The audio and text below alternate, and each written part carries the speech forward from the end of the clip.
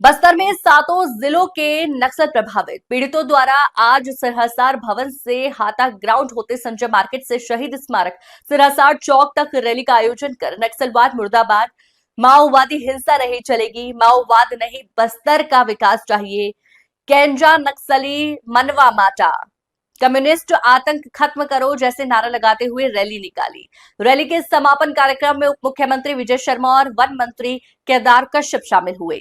उप मुख्यमंत्री विजय शर्मा ने कहा कि सरकार बस्तर अंचल के माओवाद प्रभावितों तथा समर्पित लोगों के हर दुख तकलीफ के साथ है और उनकी समुचित पुनर्वास के लिए सरकार संवेदनशीलता के साथ पहल कर रही है। पुनर्वास के लिए बेहतर एवं कारगर पुनर्वास नीति तैयार कर क्रियान्वयन सुनिश्चित कर रही है। बस्तर संभाग के सभी पुलिस अधीक्षक कार्यालय में हर बुधवार को माओवाद प्रभावित तथा समर्पित व्यक्ति आवेदन पत्र भरकर प्रस्तुत कर सकते हैं, जिससे सरकार इन सभी को हर संभव सहायता प्रदान कर सके। उप मुख्यमंत्री श्री शर्मा बुधवार को जगदलपुर के ऐतिहासिक सिरहसार चौक स्थित अमर जवान स्थल पर माओवाद प्रभावितों की माओवाद विरोध रैली को संबोधित कर रहे थे। इस मौके पर वन मंत्री केदार कश्यप ने माओवाद प्रताड़ना के अनुभव को साझा करते हुए कहा कि माओवाद प्रभावितों की मदद के लिए सरकार कटिबद्ध होकर प्रयास कर रही है और शासन की विभिन्न योजनाओं से लाभान्वित कर उन्हें विकास की मुख्यधारा में जोड़ने के लिए सार्थक पहल कर रही है। नक्सलवाद पीड़ित लोग हैं।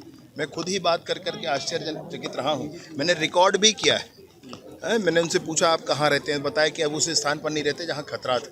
जिन्होंने ऐसा कहा है उनके विषय को मैं आगे भी प्रसारित करूँगा। सारे लोगों के हृदय में दर्द है, दुख है। ये क्या है भाई, ये क्या है? मतलब क्या माओवाद उवाद भाई, यही माओवाद होता है।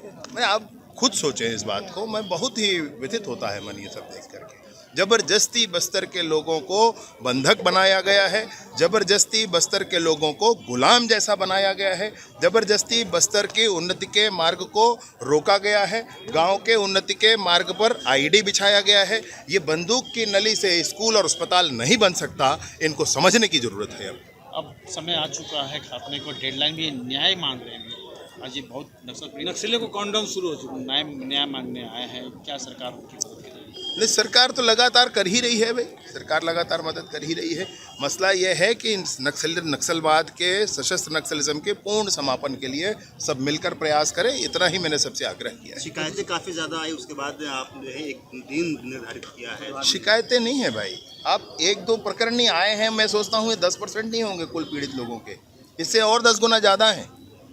तो विषय क्या चल रहा है कि मैं आपको पीड़ित कर दूं और फिर वो आपको सहयोग करें, फिर मैं आपको इनको पीड़ित कर दूं, फिर एक उनको सहयोग करें। तो नक्सली पीड़ित करते जाए, सरकार सहयोग करते जाए, और सरकार की बड़ी जिम्मेवारी हो रही है। तो मसला इसमें समझना, आप जो हो रहा है ये मूल को ख़त्म करना जरूरी है भाई। ये कब तक आप लोगों को लोग पीड़ित, नक्सल पीड़ित कब तक पीड़ित होते रहेंगे भाई? नक्सलवाद को ही समाप्त करना। एक डेट निर्धारित किया गया है आपके द्वारा?